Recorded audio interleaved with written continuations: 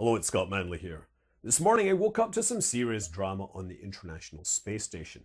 Astronauts and cosmonauts had secured the station and they had retreated into their descent vehicles because of concerns about a potential debris strike from a cloud of debris.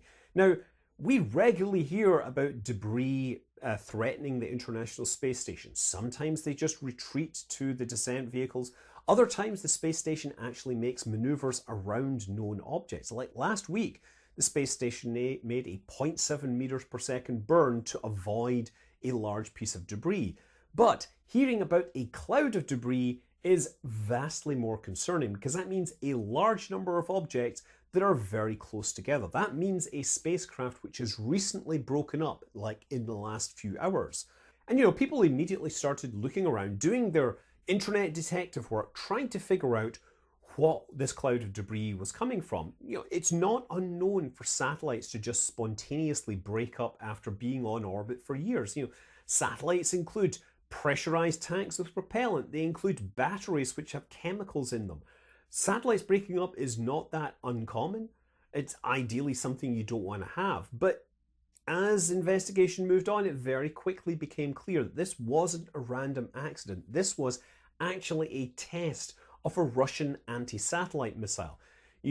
Taking the orbit of the space station, it was noticed that it was passing over this other satellite that had broken up. This other satellite had passed exactly over a no-fly zone that had been created by Russian military because they said they were going to be doing a space launch. This no-fly zone exactly matched previous tests of their anti-satellite system. They've run about 10 different tests. It looks like this is the first actual live test against a real target. And unfortunately, it's now created a whole lot of space debris and a whole lot of angst and aggro for everybody working in space. Yeah, this is the satellite is a former Soviet satellite. It's the Cosmos 1408, which is believed to be a Selena D electronic intelligence satellite that was launched in 1982, probably operated for a couple of years, and now it's been space debris ever since. In the last 4 decades or so, it has sunk slowly down until it's at an altitude of about 480 kilometers, which is still higher than the International Space Station, but it is still very much in space and very much likely to take, maybe several years to come back down. Now, this was hit by some sort of satellite. There's now many objects being observed. The first value I saw was 13, and that, as the day has gone by, is now up to like 1,300.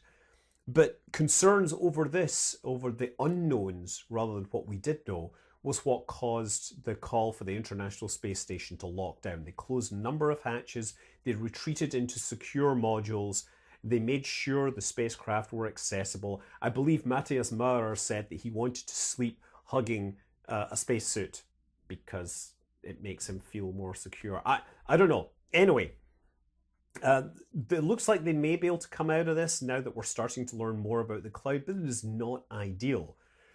Looking at the debris that has been seen, it looks like the spacecraft, which was at about 480, is now spread between 440 and 520 kilometers. And the space station orbits at about 420, so that is below this initial cloud. But you have to realize those altitude ranges are for the objects that we can see. There are many things that are too small to see. And if you hit something heavy with a certain force, you get a lower velocity than if you hit something light.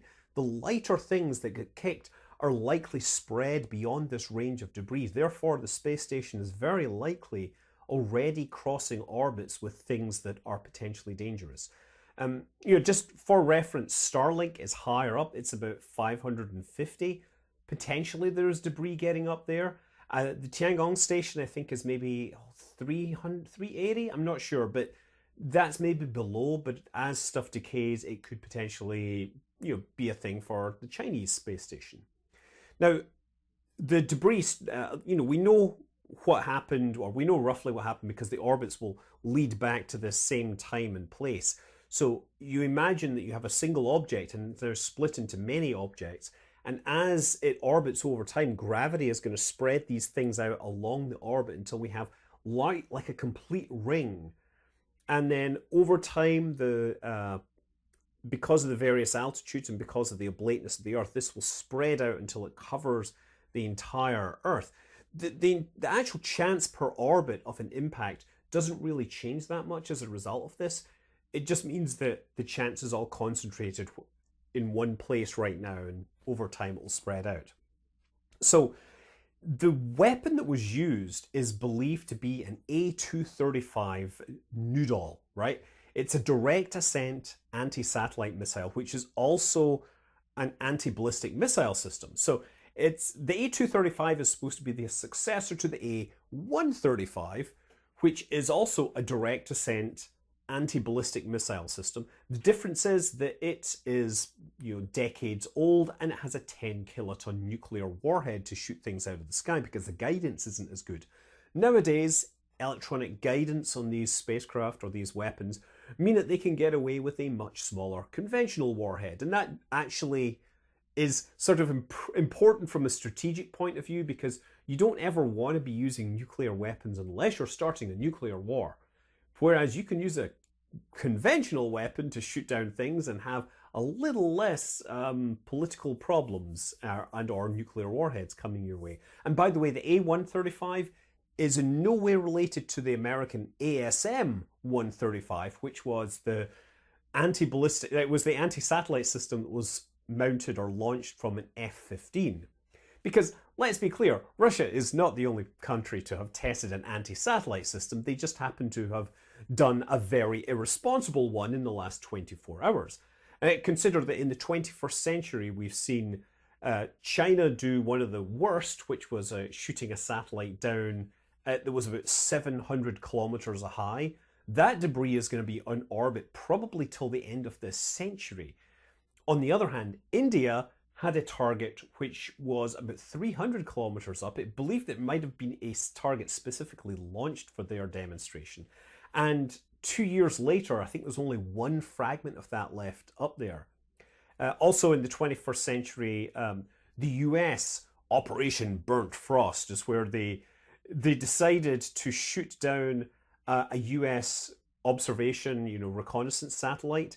They said that they wanted to shoot it down because it was deorbiting after failing, after it failed on orbit very early on and never got to its target orbit, and orbit was decaying. So the US military said, well, don't worry about all that highly toxic propellant in that tank. We'll shoot it and make sure that that tank is ruptured and the stuff is not going anywhere, and we'll save you all. And I'm sure that that was possibly a very small part of it, but they were more likely more concerned about having a highly classified spy satellite up there and wanting to make sure it came down in as many pieces as possible.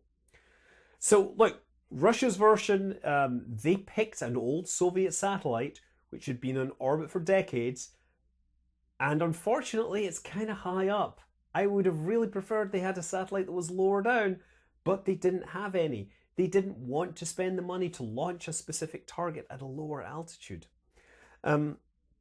Yeah, so right now, it looks like we're tracking about 1,300 objects. And I say tracking, probably don't have good orbits for many of these because you have to obviously observe it over multiple orbits. And if you're looking at a bunch of white dots moving across the sky, figuring out which white dot is the same white dot you saw 19 minutes ago, it's not a trivial process. So we're going to get better and better orbital elements and figure out just how many objects there are. We will probably find many more objects as observation and illumination changes, and then there will be many thousands of objects that we will never find because they are so small. But just because you're too small to be seen from hundreds of miles away does not mean that you are not dangerous, because moving at 5 kilometers per second gives you a huge amount of energy. And you talk about bullets. These are much worse than bullets. They're traveling 10 times the velocity when they impact, and they can seriously mess up your day. So also, this isn't a great look for a country which is a leading partner in the International Space Station program to, create a debris event which directly threatens the International Space Station over the coming years. I expect that most people at Roscosmos had no idea this was going on. I mean, this is a Russian military operation. I won't be surprised if the higher-ups in Roscosmos knew this was happening, but probably couldn't do anything about it. I mean, I wouldn't be surprised if the Russian military basically asked Rogozin, his opinion, and he probably would have said, please don't do this, this is a really stupid thing to do, and then said, well, maybe Roscosmos will send up another satellite target for us. And he said, yeah, I get no money, I can't do that. Look, we don't know what's going on, but what I do know is that Roscosmos is having a meeting with NASA tomorrow in Russia, because they had representatives of the space station program in Russia for a completely unrelated meeting, and now we're going to be talking about this other thing, which is just not a great look. Yeah, I'm hoping that for all this drama, we don't actually see any major consequences from this. But equally, what the heck? Seriously, at some point, I hope we stop doing these stupid things. I mean, I was mad at China for deliberately not deorbiting their boosters safely, but this is a whole different league of willful disregard for the low Earth environment, and frankly, I hope it's the very last one. I'm Scott Manley. Fly safe.